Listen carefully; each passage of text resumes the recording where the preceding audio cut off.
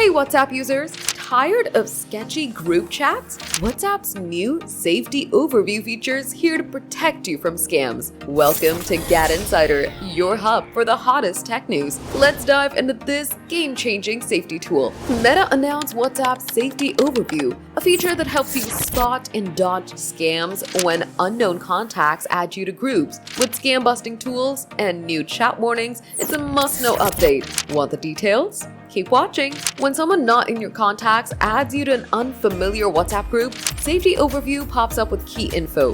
Who added you, the group creator, creation date, and member count. You can review this to decide whether to stay or leave.